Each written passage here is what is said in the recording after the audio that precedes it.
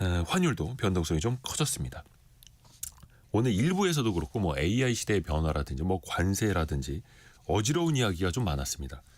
그래서 2부에서는요 좀 달달한 좀 달달한 이야기도 해봐야죠. 두바이 쫀득 쿠키가 열풍이고 또 좀 있으면 발렌타인데이 찾아오지 않습니까? 그런데 이 초콜릿은 과연 어떻게 만들어지는 걸까요? 뿌리 깊은 제조업 시간에 들어보시죠. 숭실사이버대 환경안전공학과 교수이자 SF 소설가인 곽재식 작가와 함께합니다. 안녕하세요. 안녕하세요, 곽재식입니다. 초콜릿 좋아하세요? 아, 좋아하죠. 자주 드세요? 오늘 아침에도 살짝 먹었던 것 같습니다.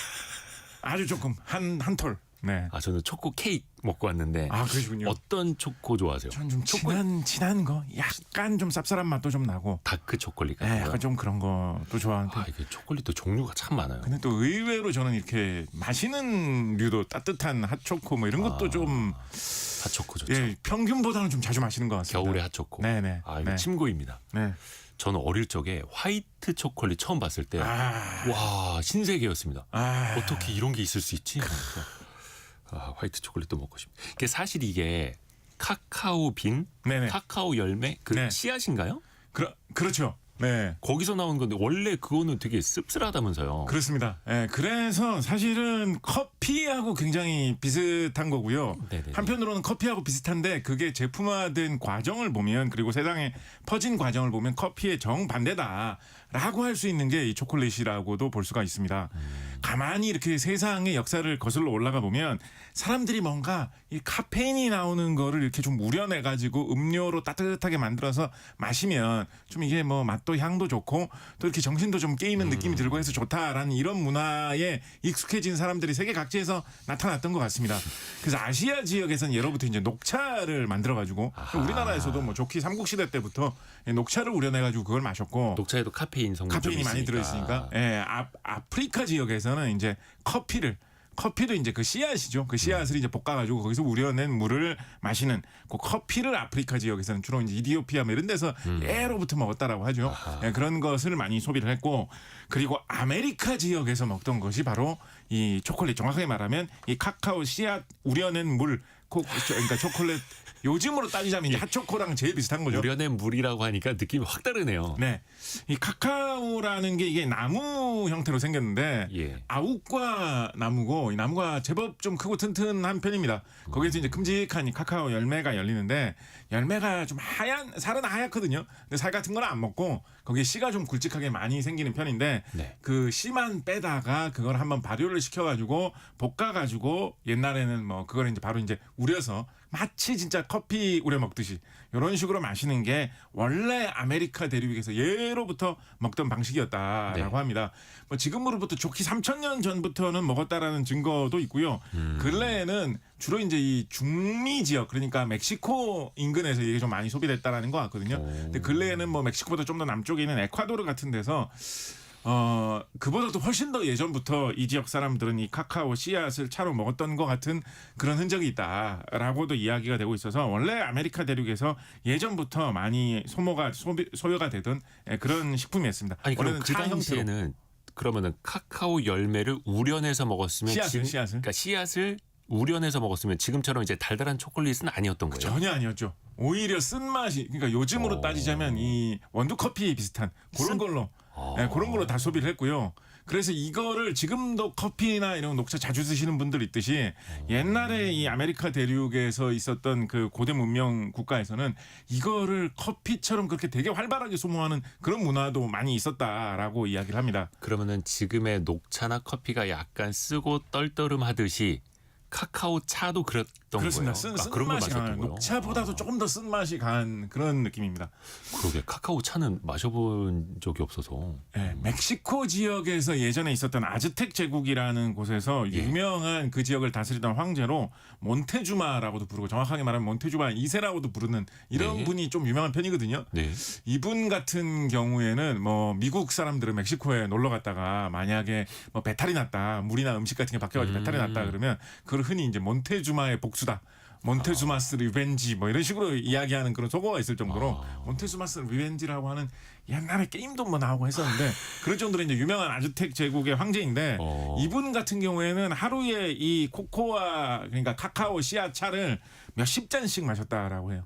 그래서 이 시대 때는 이 카카오 씨앗이 마치 상거래의 수단처럼도 많이 활용됐다라고 합니다. 어느 정도 귀하면서 이게 뭐 썩거나 이렇게 하는 일도 별로 없고 그러면서도 작고 가지고 다니기도 편하고 몇 개 단위로 이렇게 들고 다니기 개수를 헤아리기도 편하니까 뭐 카카오 씨앗 10개를 주면 뭐 토끼 한 마리 준다 뭐 이런 식으로 화폐처럼 돈처럼 약간 사용된 적도 있다라고 할 정도로 중아메리카 지역에서 아즈텍 문명 지역에서는 굉장히 활발하게 소요가 되었던 그런 것입니다.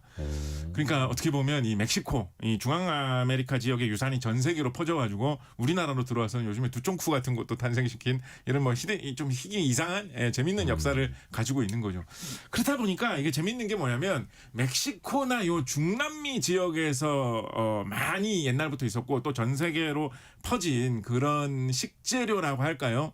향신료라고 할까요? 이런 것 중에 좀 되게 유명하고 재밌는 거 우리나라에도 깊게 뿌리 내린 걸로 초콜릿보다 훨씬 더 옛날부터 들어와가지고 깊게 뿌리 내린 걸로 고추가 있지 않습니까? 고추. 네. 고추가 원래 이 멕시코, 에콰도르 이런 중남미 지역에서 먼저 탄생해가지고 전 세계로 이것도 퍼진 거죠. 그렇다 보니까 이게 좀 이상할 수 있는데 멕시코나 이쪽 중남미 지역에서는 이 핫초코 비슷한 이런 거에다가 고춧가루 같은 걸 좀 타먹는 이런 게 있습니다. 예, 이게 뭐라고 해야 될까요? 약간 스파이시 핫초코라고 해야 될까요? 아우, 그게 무슨 맛이에요? 그런 거를 먹는 그런 게 요즘도 꽤 있습니다. 예. 아니 왜 짜장면에 고춧가루 타서 먹는 것처럼요? 예, 그거하고 비슷하게 그 이제 쓴맛하고 요 독특한 매운맛이 어울리는 게 오히려 이게 더 좀 좀 전통적인 이 지역 방식인 것 같아요. 라디오 듣고 해보시는 분들 계실 텐데. 근데 이게 이제 우리나라에 워낙에 이제 지방의 여러 지역에서 그 지방만의 특산물을 재밌는 상품으로 개발하는 거를 시도를 많이 하려고 하는데 제주도 같은 게 돼서 감귤 초콜릿 이런 걸로 한번 그 성공을 거두다 보니까 지역마다 그 지역의 특산물을 이용한 초콜릿 같은 걸 개발하면서 순창 같은 데서는 고추장 초콜릿 이런 걸 개발하기도 했었거든요. 그래서 사람들이 고추장 초콜릿 좀 이상하지 않느냐 라고 한 적도 있는데 아니 먹어보면 맛은 뭐 독특하니 괜찮아요. 나름대로. 그게 또 장이라 가지고 일단. 그런 게 좀 너무 이상한데라고 한 그런 의견도 있었는데 따지고 보면 이게 아즈텍 문명의 전통 방식의 멕시코 사람들이 먹는 이 초콜릿에 고추 섞은 거 이거하고 그렇게 멀지 않다라는 이야기도 해볼 수가 있을 것 같습니다. 한번 해봐야겠습니다. 네, 핫초코에다가 고춧가루 살짝. 이거 넘어가기 전에 하나만 중간에 살짝 말씀드리면 아욱과 나무가 이 카카오 나무라고 말씀드렸잖아요. 아욱? 예, 아욱. 아욱과 나무 중에 의외로 우리나라에도 되게 많이 퍼져 있고 되게 우리에게 친숙한 게 하나가 있거든요. 네. 그게 뭔지 혹시 아십니까? 아욱과 나무가 그렇게 흔한 아욱 뭐 나물로 먹는 것도 있습니다만 아욱과에 속한 나무가 그렇게 흔한 편은 아닌데 우리나라에 정말 흔한 나무 중에 아욱과로 분류되는 나무가 있습니다. 뭐가 있지? 뭐 먹는 나무? 무궁화가 아욱과로 분류가 됩니다. 무궁화요? 네, 그래서 무궁화가 우리는 꽃을 주로 보잖아요. 예, 그렇죠. 근데 무궁화가 열매가 열리고 거기에 씨앗이 맺힐 때 보면 약간 카카오 씨앗하고 비슷하게 생겼어요. 그리고 우리가 카카오 같은 경우에는 그 열매하고 씨앗만 보는데 카카오 꽃이 필 때가 보면 뭐 무궁화하고 그렇게 비슷하진 않은데 카카오 그 꽃도 하얗게 생겨가지고 중심 부분은 빨갛게 무궁화하고 조금 닮게 생겼습니다. 그래서 이제 우리나라의 옛 선조들이 만약에 우리나라에 녹차 같은 게 없었다면 우리나라의 선조들이 무궁화 씨앗을 다려가지고 뭔가 이런 초콜릿 같은 걸 만들려고 하지 않았을까요? 뭐 그런 생각도 괜히 상상을 해봅니다만. 아니 왜 우리가 무궁화의 열매나 카카오의 꽃은 생각을 안 해봤잖아요. 그런데 그렇게 보면 약간 닮긴 닮았습니다. 네, 그래서 뭐 한약재로는 쓴다라고 하는데 그래서 의외로 이 아욱과 나무, 카카오 나무가 카카오 꽃을 검색해봐도 어디 뭐 카카오톡에서 꽃 선물하는 뭐 이런 거밖에 안 나오네 지금. 이거 그렇습니다. 보고 싶은데. 네, 그래서 원래는 쓴 차 아메리카의 녹차처럼 소비되던 거 그런 거였는데 그런데 유럽 사람들이 아메리카 대륙으로 건너가고 뭐 침략도 하고 하면서 야 이거 신기한 거 있다라고 하면서 유럽으로 많이 가져와가지고 유럽에서도 처음에는 일종의 커피 대용품 비슷하게 홍차 대용품 비슷하게 조금씩 사용이 되다가 17세기, 18세기 넘어오게 되면서 사탕수수 농사를 유럽 사람들이 전 세계에 침략한 땅에서 대거 재배하게 되면서 설탕이 굉장히 많이 좀 수요가 올라가고 공급도 활발해지는 그런 유럽의 식생활의 변화가 크게 일어났죠. 그렇게 되면서 그 후로 유럽 사람들이 뭐 빵에도 설탕을 많이 타고 케이크에도 설탕을 많이 타고 홍차에도 설탕을 쳐가지고 먹고 막 이런 일들이 활발하게 일어나다 보니까 이 초콜릿 차에도 설탕을 자꾸 치는 이런 변화가 많이 일어나게 되고 그러다 보니까 이제 이게 이제 나중에 다시 발전하면 되면서 19세기에 들어가지고 이거를 쓴 차로 먹는 게 아니라 달콤한 차로 먹는 문화로 이게 이제 바뀌게 되었고 그러다가 보니까 그거를 아예 초콜릿 우리가 지금 먹는 그 초콜릿 형태로 굳혀가지고 먹는 지금의 초콜릿 같은 게 19세기 중반 이후에 점점 생기게 된 것입니다. 그러니까 지금 우리가 생각하는 초콜릿 형태는 의외로 나온 지가 이 카카오라는 거를 처음 식재료로 소비된 거에 비하면 상당히 좀 차이가 많이 나는 좀 현대의 근대 기술의 산물이다라고 볼 수가 있겠습니다.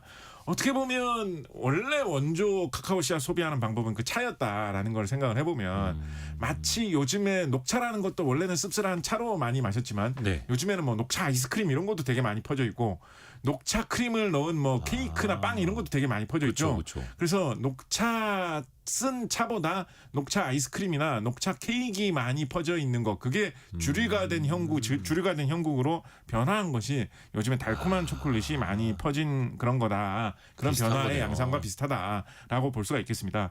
또 하나 이게 커피나 녹차 이런 거하고 비슷한 게 커피는 원래 아프리카에서 많이 사용이 되던 건데 지금은 세계적인 커피 생산국이 아프리카에서 대서양 건너 반대편에 있는 브라질이라든가 네. 콜롬비아라든가 이런 데에서 아프리카에서 들여온 커피를 많이 심어가지고 굉장히 커피 농사를 크게 짓고 세계적인 커피 공급 국가가 되었잖아요. 네. 초콜릿은 정반대로 원래는 이 아메리카 지역에서 이렇게 나던 거였는데 이게 기후가 비슷하고 농사가 잘 되는 아프리카 쪽으로 건너와가지고 많이 자라나서 아프리카 서해안 쪽에 있는 코트디부아르라든가 우리나라에도 되게 친숙한 가나 이런 나라들이 요즘은 카카오 농사를 훨씬 더 많이 짓고 있죠. 그래서 코트디부아르하고 가나 두 나라의 카카오 생산량만 합쳐도 전 세계 카카오 공급량의 절반이 넘는다라고 할 정도로 이 커피하고 정반대죠. 커피는 아프리카가 원조인데 요즘은 아메리카에서 생산이 많이 되고 네. 있고 이 카카오, 초콜릿은 원래는 아메리카 원조인데 요즘은 아프리카에서 많이 생산이 되고 있습니다.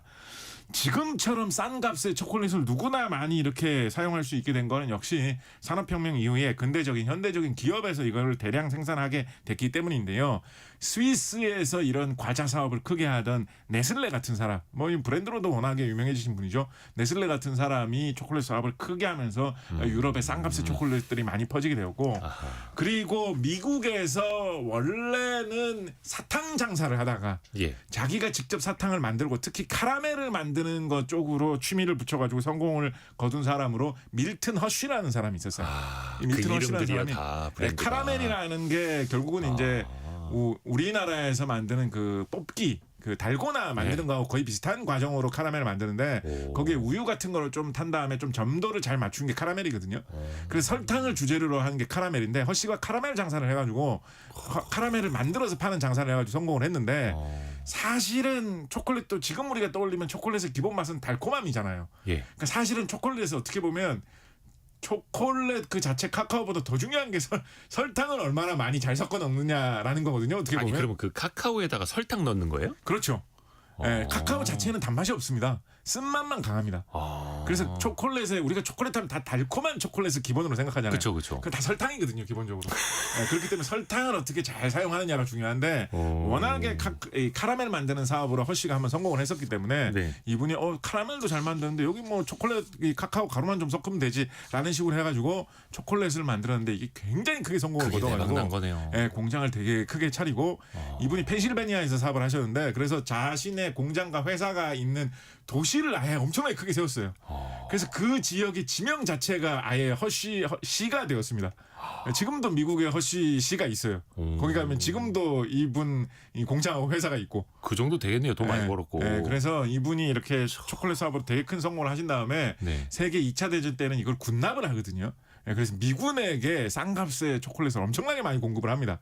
그래서 이 미군들이 보급받은 초콜릿을 전 세계에 다 뿌리면서 1950년대만 하더라도 우리나라 생활 영어에서 제일 먼저 배우는 단어가 뭐 굿모닝 파인 땡큐가 아니라 김미 초콜릿이었지 않습니까? 옛날에 네. 먼저 그렇다면 봤던 시절에 이게 우리나라만 그런 게 아니라 전 세계 다 미군이 있는 곳은 다 마찬가지였거든요. 예전 학교 선생님들이 그 이야기 해주신 적 있어요. 진짜. 네. 네. 그렇다 보니까 이 미군이 돌린 이 허쉬가 만들어서 뿌린 이 초콜릿을 이 또 발판으로 해가지고 전 세계에 초콜릿들이 보급이 되면서 지금 같은 시대가 왔다라고도 이야기해 볼 수 있겠죠. 근데 사실은 그게 거의 설탕인 거고. 그렇습니다. 왜 우리가 그 퍼센테이지 뭐 카카오 70, 카카오 80 이런 거 있는데 네네네네. 숫자 높을수록 네. 좀 쓰잖아요. 그렇죠. 그게 당연한 거네요.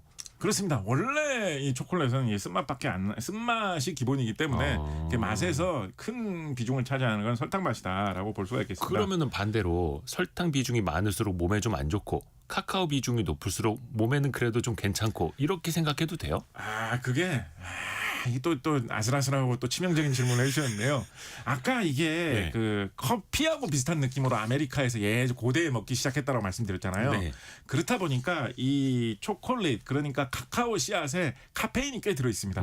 진짜로 이 커피처럼. 네. 그렇다 보니까 이게 카카오 물질의 함량이 높으면 높을수록 안에 카페인도 좀 들어 있는 거예요.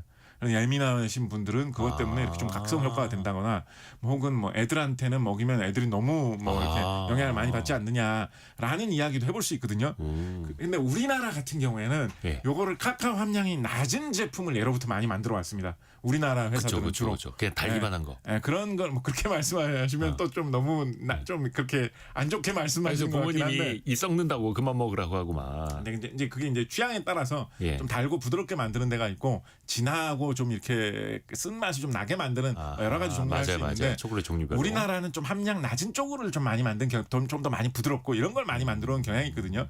그래서 이제 우리나라 업체 쪽에서는 나름대로 이게 함량이 낮은 것도 장점이 있다.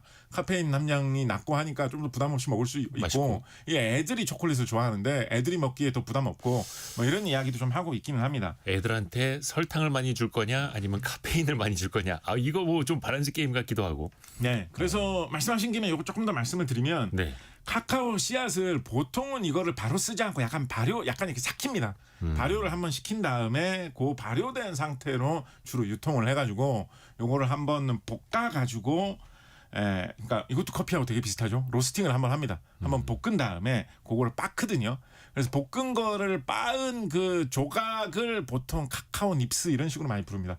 그래서 커피 가루처럼요? 네. 가루로 보통 유통 안 하고 요거는 약간 조각으로 유통하는 경우가 많은 것 같아요.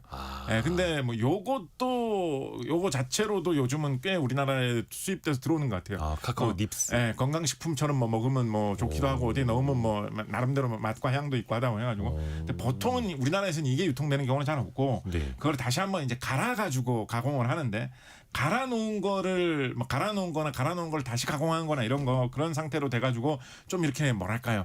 좀 콩가루 덩어리 약간 비지 비슷한 느낌이 된 거 이런 거를 코코아 메스, 카카오 메스 이런 식으로 부르고 혼용해서 부릅니다. 어떤 데서는 카카오 메스라고도 하고 어떤 데서는 코코아 메스라고도 하는데 왜 어떤 데서는 카카오라고 어떤 데서는 코코아라고 하느냐 이것도 의견이 되게 많이 갈리는데요. 아까 그 저희 채팅창에도 올라왔었어요. 카카오가 아니고 코코아 아닌가요? 막 이렇게. 많이 의견이 갈리는데 이것도 뭐 설이 여러 가지가 있는데요. 뭐 코코아라는 제품명을 처음에 사용한 것이 많이 퍼져서 코코아라는 말이 더 굳어졌다 이런 얘기도 있고 뭐 여러 가지 설은 있습니다만 대체로 그냥 사용되는 그 양상을 보면 원래 씨앗 원재료에 가까울수록 카카오라고 부르는 경향이 있고요. 조금 이렇게 가공을 거친 거 적어도 뭐 발효 과정 정도는 거친 다음 단계부터는 좀 코코아라는 말을 많이 쓰기도 하는데 까만 가루는 코코아 가루. 우리나라 법령이나 우리나라의 여러 가지 뭐 고시나 제도에서는 카카오라는 말보다는 코코아라는 말을 좀 많이 사용하는 경향이 있습니다. 그래서 코코아 메스 그러니까 카카오 씨앗을 이렇게 발효시키고 볶은 다음에 갈아가지고 뭐 이런 가루처럼 만들어가지고 이렇게 주 원료가 된 이 상태를 우리나라에서는 코코아 메스 이런 식으로 많이 부르고요. 여기에다가 이거를 초콜릿을 만들기 위해서 굉장히 중요한 작업 중에 하나가 사실은 이 코코아 메스를 가지고 설탕하고 적절히 버무려 가지고 나름대로 가공해도 초콜릿 비슷한 게 되긴 되는데 근데 우리가 아는 이 초콜릿 질감을 내려면 그것보다 좀 더 중요한 게 이 코코아 메스 이 카카오 씨앗에서 나온 성분을 가지고 기름을 짜듯이 하는 과정을 한번 거치는 게 중요해요. 기름이요? 참기름이나 콩기름 짜는 것처럼 그런 식으로 기름을 짜면 찐득한 그런 지방질이 나오거든요. 이거를 코코아 버터라고 합니다. 이게 지방질이기 때문에 요거는 하얗게 생겼어요. 버터처럼. 카카오 안에서 기름이 나온다는 거예요? 네. 뭐 참기름, 콩기름 이런 거 짜듯이. 그래서 근데 액체 형태의 그런 기름보다는 약간 찐득한 무슨 돼지기름 비슷한 이런 게 나와요. 그래서 근데 뭐 돼지기름이라고 하는 어감보다는 보통 버터라는 어감을 사용해가지고 요거를 코코아 버터라고 하거든요. 그래서 아까 말씀하신 그 화이트 초코라는 거는 원래 이 카카오 씨앗 가른 거, 볶은 거 이런 거는 다 커피처럼 시커멓게 생겼어요.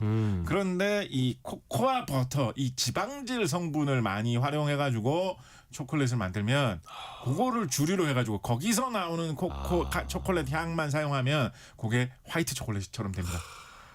그런데 대부분의 초콜릿은 이 코코아 버터하고 코코아 버터를 짜고 남은 부분이 있을 거 아닙니까? 그 말하자면 진짜 콩비지 같은 거, 뭐 이 깻묵 같은 거, 그런 부분을 코코아 파우더라고 하는데 그 지방 빠지고 남은 부분이요. 그거를 코코아 버터하고 어떻게 잘 배합을 해가지고 적당한 질감을 만들고 거기에 설탕이나 다른 향신료를 어떻게 첨가를 하느냐에 따라서 이제 초콜릿의 질이 결정이 되는 건데 그러니까 우리나라에서는 이 얘기까지 하면 좀 복잡한데 요거를 하여튼 잘 만드는 게 기술이에요. 그래서 유럽의 초콜릿 명가라고 하는 나라들은 요거를 어떻게 잘 배합하느냐라고 해가지고 우리가 뭐 몇백 년 전통의 초콜릿 명가고 수제 초콜릿 장인이 살고 하는 사람들은 요 배합을 좀 중시하는 그런 경향이 있고요. 그렇다 보니까 사실은 유럽에서는 카카오를 기르는 나라는 없거든요. 카카오는 다 아프리카나 아메리카 이런 데서 나는데 그걸 수입을 해가지고 거기서 이제 버터 짜고 뭐 이렇게 가루 내고 한 다음에 그렇게 배합을 하느냐에 따라서 좋은 초콜릿 만드는 유럽의 초콜릿 장인들이 이제 탄생을 하는 거고 과거에 우리나라에서는 그 배합된 것 자체를 유럽에서 직수입해 오기도 했습니다. 아예 유럽에서 그렇게 반 배합을 해놓은 거를 수입해와가지고 거기다가 뭐 추가로 작업을 하고 모양 뭐 만들고 포장하고 이런 작업만 해가지고 초콜릿을 생산하기도 했었는데 그게 오히려 더 좋다라는 식으로 옛날에는 광고도 많이 했어요.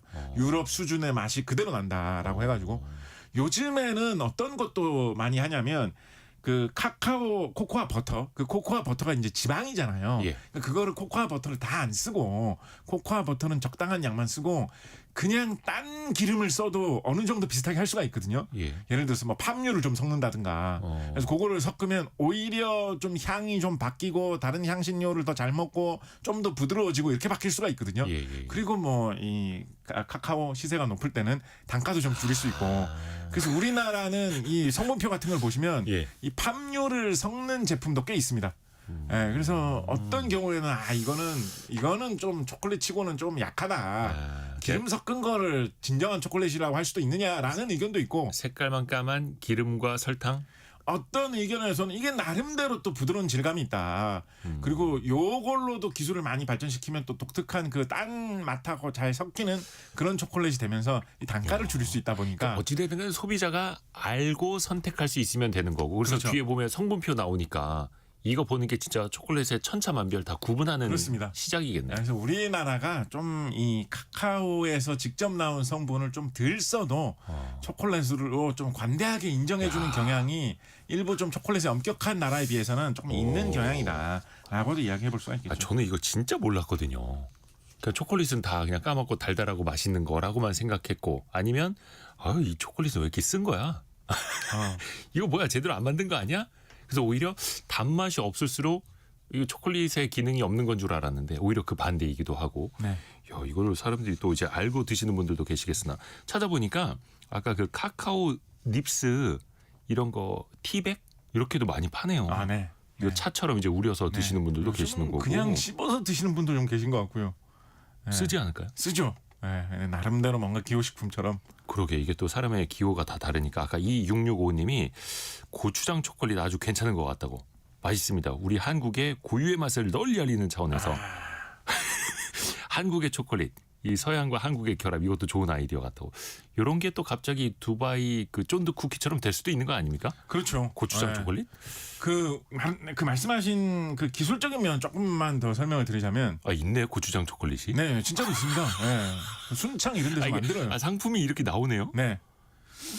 그래서 이런 게 탄생할 수 있는 배경에는 우리나라에서 나름대로 초콜릿을 예전부터 좀 잘 만들어 왔었기 때문인데요. 그런데 대부분은 이 코코아 메스나 코코아 버터나 아니면 코코아 파우더나 아니면 그거를 배합해 놓은 거 이 단계를 수입을 해가지고 초콜릿을 만들고 이 카카오 씨앗을 수입을 해가지고 그거를 볶아가지고 이 코코아 버터 같은 걸 만드는 과정까지 국내에서 하는 경우는 잘 없어요.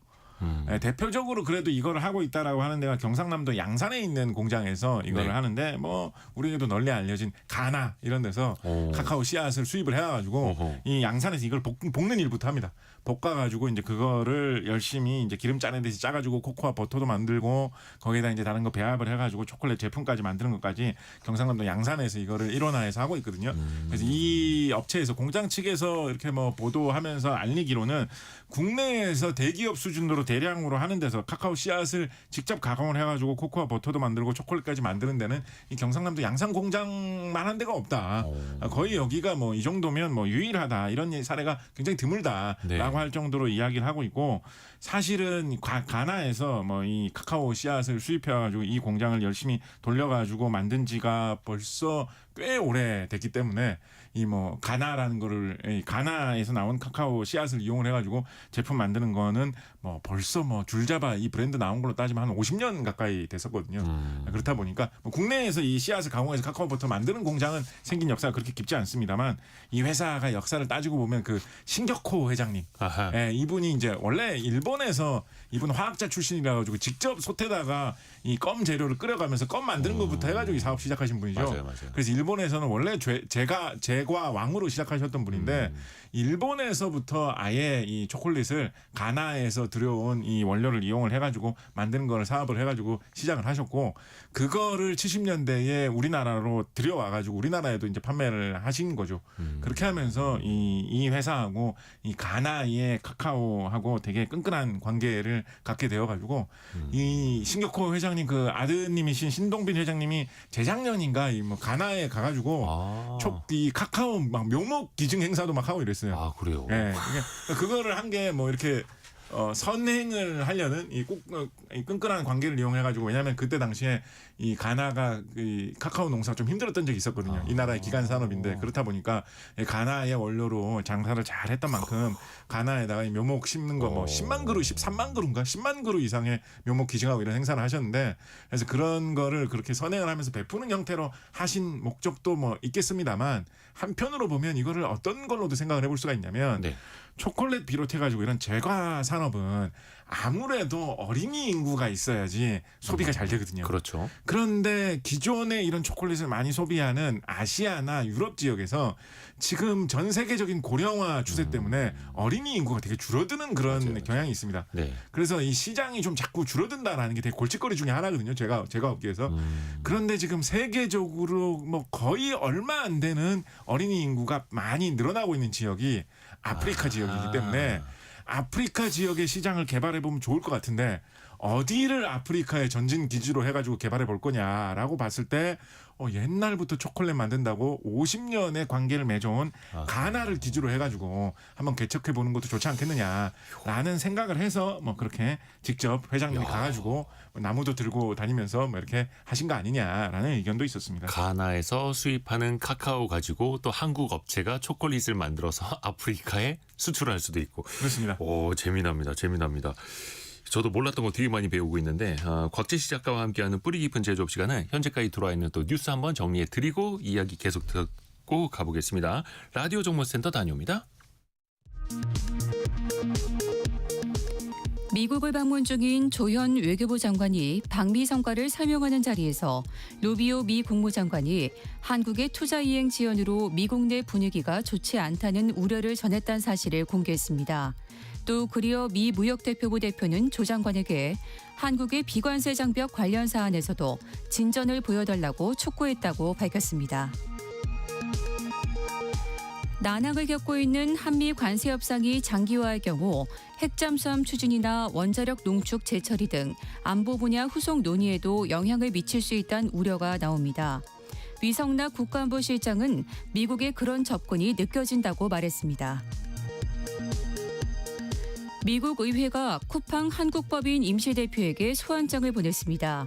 한국 정부가 쿠팡에 대해 표적 공격을 하고 있다며 오는 23일 하원 청문회에 출석해 증언할 것을 명령했습니다.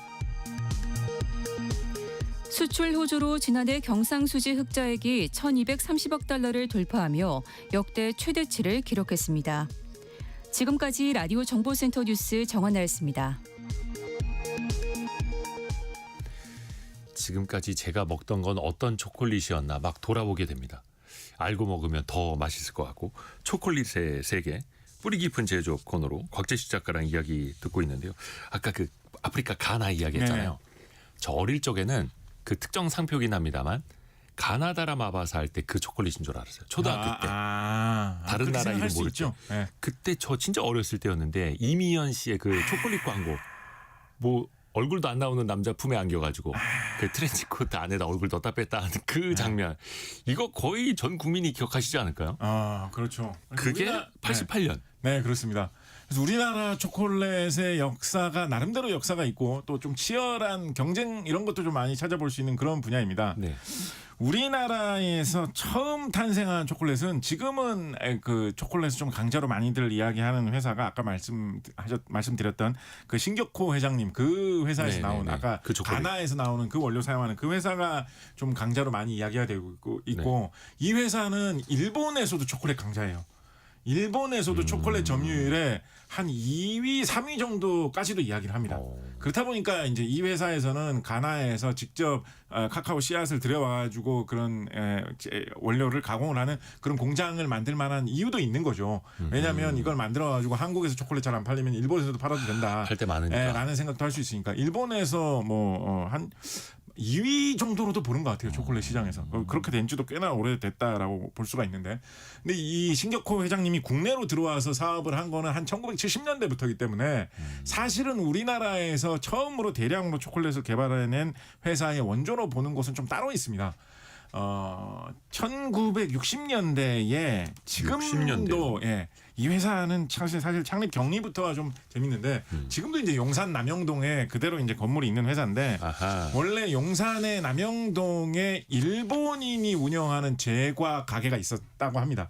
제과 가게이자 제과 공장이 광복 전에 있었다라고 하는데 일본이 패망하면서 일본 사람들은 한국을 떠나서 다 일본으로 돌아가게 됐죠. 그래서 그 가게하고 그 생산 시설이 남게 된 거예요. 그래서 그 일본인 회사에서 일하던 직원 4사람이 박병규, 민우식, 신덕발, 한달성 이 4사람이 한 명 회사를 만들어가지고 이 일본인 회사를 우리가 인수를 하자라고 해가지고 한국인 회사로 광복 직후에 이 회사를 다시 발족을 시킵니다. 그래서 그 중에서도 이제 박병규 이분이 이제 사장님이 되셔가지고 많이 활동을 하셨는데 처음에 이 회사 이 박병규 회장님 이분이 고향이 광주거든요. 그래가지고 이제 타이거즈 야구단이 광주 연고로 이제 창립이 됐었던 거죠.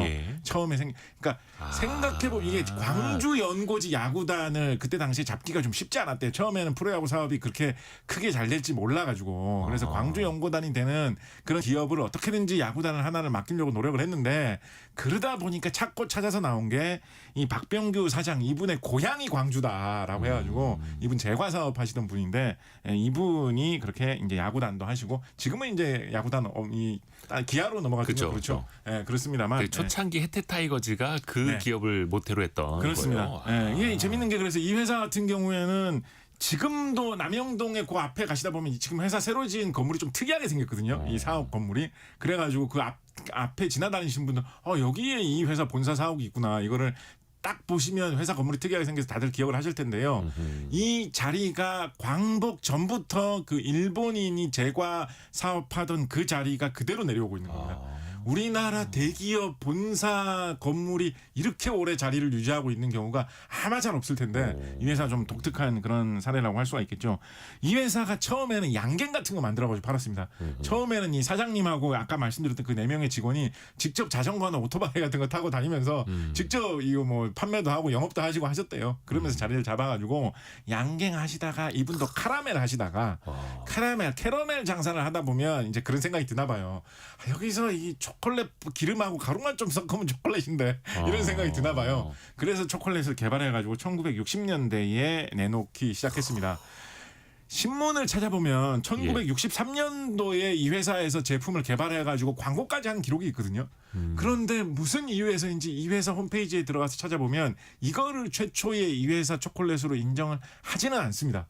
뭔가 너무 좀 단명했었나 봐요. 그래서 인정하진 않고요. 그러게요. 뭐 여러 가지 이유에 대해서 상상을 해볼 수는 있는데 조금 몇 년 지나가지고 1968년도에 새로 개발해가지고 내놓은 제품이 꾸준하게 이어졌기 때문에 그 제품을 이 회사 최초의 대량 생산 초콜릿이자 한국에서 최초로 대량 생산한 이 기업형 초콜릿이다라고 이 회사에서는 이야기를 하고 있습니다.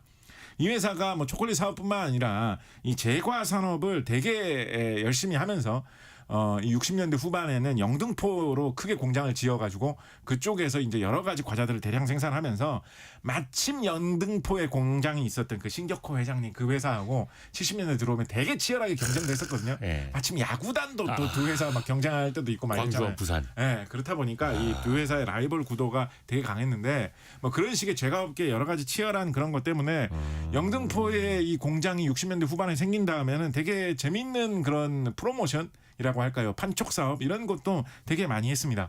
우리가 초콜릿 하면 생각나는 영화로 찰리와 초콜릿 공장이라는 그 영화 있잖아요. 그렇죠. 그 영화의 내용을 보면 그 초콜릿을 많이 사 먹는데 그 사 먹는 포장을 뜯어보면 특별한 초대권 같은 게 있으면 그게 이제 경품이 되고 그러면 그 공장을 견학을 하게 되는 뭐 이런 게 맞아요. 영화의 앞부분 줄거리죠. 네네네. 근데 이게 제가 보기에는 이 원작 소설을 쓴 로알드 달이 예전에 영국의 초콜릿 회사들이 이런 식으로 판촉을 했기 때문에 그런 대본을 쓴 것 같은데 실제로 60년대 당시에 이 회사에서 그런 식으로 판촉을 했어요.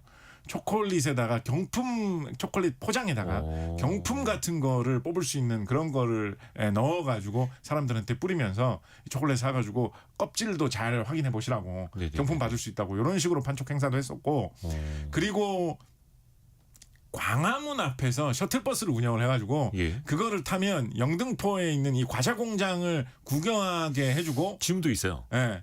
그렇게 한 다음에 그 과자 공장을 나설 때 이제 어린이들한테는 이 과자 같은 거 선물로 이렇게 주는 이런 것도 판촉 행사를 했었어요. 로망이죠, 로망. 예. 그러면 이제 이때 당시 우리나라에 초콜릿 공장이 딴 데는 없을 때니까 초콜릿이 이렇게 폭포처럼 쏟아져 나오는 그런 공장을 보면 어린이들이 얼마나 신비롭게 생각했겠습니까? 초콜릿이 폭포처럼. 그래서 현실에 약간 찰리와 초콜릿 공장 같은 그런 프로모션을 60년대 말부터 실제로도 많이 했었습니다. 이게 당시에 이 포장에서 경품 행사하는 판촉 그 광고 같은 거 보면 좀 재밌는 게 1등 상품, 특등 상품으로는 현금을 주고요. 장학금이란 면목으로 현금을 주고 1등 상품으로 줬던 게 텔레비전이었습니다. 그때 당시만 하더라도 국산 텔레비전이 처음 탄생해가지고 팔리고 있던 놀라운 첨단 제품이었기 때문에 엄청난 거죠. 1등 상품이 텔레비전이었고 2등 상품으로 줬던 게 뭔지 아십니까? 초콜릿? 아닙니다. 2등 상품도 따지고 보면 전자전기 제품인데요. 요즘에는 이거를 경품으로 주는 경우는 없습니다. 근데 이걸 60년대라고 생각을 하시면 라디오? 아니에요. 라디오는 한 3, 4등 정도 됩니다. 4, 5등, 3, 4등 정도 되고 2등 제품인데 요거가 요즘에는 이거 경품을 안 줘요. 근데 60년대는 이걸 경품으로 주면 와 좋은 경품 받았다라고 하던 게 2등 제품이었습니다. 지금이야 뭐 스마트폰, 태블릿 PC 이런 건데 그런 게 경품으로 당시에는 많이 올라오죠. 텔레비전, 다음에 나올 게 라디오 뭐였을까요? 그 사이에 뭐였을까요? 뭐지? 미싱이었습니다. 미싱. 다음 2등 경품으로 주는 게 미싱이에요. 왜냐하면 미싱기계 60년대만 하더라도 집에서 옷을 많이 만들어 입고 많이 수선을 했기 때문에 집에 미싱한 데 있으면 전기로 돌아가는 미싱한 데 있으면 참 좋지라고 생각하던 시대였기 때문에 홈미싱.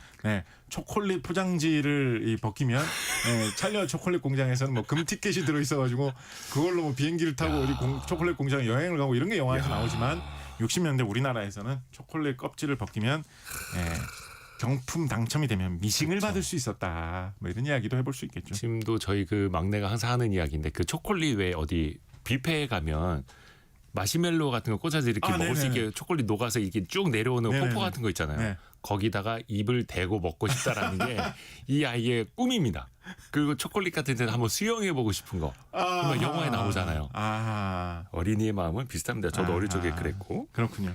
근데 또 이제 그 현실로 돌아와서 보면 이게 카카오가 아까 뭐 남미에서 이제는 뭐 아프리카에서 더 많이 생산된다고 했는데 이게 기후 영향을 많이 받잖아요. 그래서 막 가격도 급등락하더라고요. 그 원재료 가격이. 특히나 요즘 기후 변화 때문에 기후가 많이 오락가락하고 있어가지고 가뭄이 들면 이게 카카오 나무가 잘 안 자라는 이런 것도 있고요. 그리고 곰팡이나 바이러스성 병이 날씨가 나쁘게 맞이하게 되면 이게 잘 퍼져가지고 또 농사의 작황이 안 좋아지는 경우가 있거든요. 그래서 2020년대 초에 점점 작황이 안 좋아져가지고 특히나 서아프리카 지역에 아까 말씀드렸던 가나나 코트디부아르 지역의 작황이 안 좋아져서 이 카카오 씨앗 가격이 계속해서 올라갔던 적이 있습니다. 2020년 경에 아마 대량 톤당 한 3,000달러 정도의 거래가 됐었는데 네. 이게 쭉쭉 올라가가지고 2024년 초중반에는 12,000달러까지 올라갔던 적도 있었어요. 그러니까 한 4배로 뛴 거죠. 그래서 엄청나게 높이 뛰었다가 다시 2024년 후반부터는 이게 말씀하신 대로 올라갔다 내려갔다 막 널뛰다가 2025년 중반 지나면서 가격이 좀 안정돼가지고 지금은 톤당 4,000달러 정도로 다시 내려왔거든요. 요즘은 이제 아프리카 지역보다는 이제 다시 이 남아메리카 지역에 워낙에 장사 또 워낙에 작황이 좋아졌다라고 해가지고 공급망이 이렇게 오락가락하면서 다시 좀 가격이 안정되는 그런 추세도 있는데 앞으로 세계의 기후가 변화되면서 이 카카오 시장이 어떻게 될지도 많은 사람들이 관심으로 갖고 있는 거고요. 그러다 보니까 요즘에 좀 아이디어로 나오고 있는 게 원래는 이제 아프리카에서 나오는 코트디부아르, 가나 이런 데가 세계적으로 생산량이 제일 많고 네. 그 다음에 이 에콰도르나 브라질에서 생산되는 게 좀 많다라고 하는데 그 사이에 끼어 있는 세계 한 3위 정도 카카오를 생산하는 나라로 아시아 국가가 하나가 있거든요. 바로 인도네시아입니다. 인도네시아. 그래서 인도네시아에서 아시아 카카오 씨앗이 좀 많이 생산이 되는 편인데 이게 그렇게까지 질적으로 좋은 인정을 많이 받고 있지는 않는 것 같아요. 뭐 발효를 뭐 잘 못해서 그렇다, 아니면 뭐 공급망이 좀 아직까지는 잘 형성이 안 돼서 그렇다, 뭐 농민들이 조금 영세해서 그렇지 않느냐 여러 가지 의견이 있는데 가나나 코트디부아르에 비해서는 많이 개발되지는 않은 편입니다. 그래서 생각하기에 따라서는 우리나라는 같은 커피 같은 거 보면 우리나라에서 커피 소요가 많은 편인데 이제 같은 아시아에 가까이에 있는 베트남 커피를 우리나라에서 많이 맞아요, 수입해가지고 맞아요. 사용하고 있지 않습니까? 예. 뭐 콜롬비아나 브라질이 유명하긴 해도 우리나라는 베트남 커피를 많이 수입해서 사용을 네네네. 하는데 인도네시아 커피를 마찬가지로 이렇게 좀 인도네시아 카카오를 마찬가지로 좀 잘 개발을 해가지고 예. 우리나라가 수입을 해가지고 좀 싼 값에 또 더 독특하게 좀 발전시킬 수 있다면 좋지 않겠느냐 이런 구상도 좀 나오고 있습니다. 그렇다고 한다면 뭐 가나에서 나온 초콜릿이 약간 브랜드가 된 것처럼 뭐 자바 초콜릿이라든가 발리 초콜릿이라든가 이런 게 미래에는 우리나라에서 브랜드로 자리 잡아서 어쩌면 유럽의 초콜릿 명가들이 뭐 스위스나 벨기에 같은 데가 초콜릿 명가로 전 세계에 뿌리 깊게 그렇죠. 장사를 하는 것처럼 우리나라도 요즘 뭐 한국 문화가 세계적으로 인기니까 뭐 자바 초콜릿은 한국산이 맛있다더라 라는 시대가 오지 않으라는 법도 없거든요. 그래서 우리나라의 이런 식문화 이런 것들을 한국 문화의 발달과 함께 잘 발전시켜서 뭐 여러 가지 우리나라 과자들이 조금 요즘 세상에서 좀 관심을 많이 받고 있는 편이니까 네. 초콜릿도 우리나라에서 이 생산하는 기술을 이용해서 이 공업적인 기술의 발전과 함께 잘 개발을 해보면 세계적인 한국의 상품으로 개발해 볼 수도 있지 않을까 이런 생각도 유럽 국가들이 초콜릿을 개발한 걸 보면서 한번 좀 꿈꾸어 보고 있습니다. 달달한 시간이었습니다. 몰랐던 것도 많이 배웠고요. 곽재식 작가였습니다. 고맙습니다. 감사합니다. 내일은 주말판 별책 부록이 방송되는 날이죠.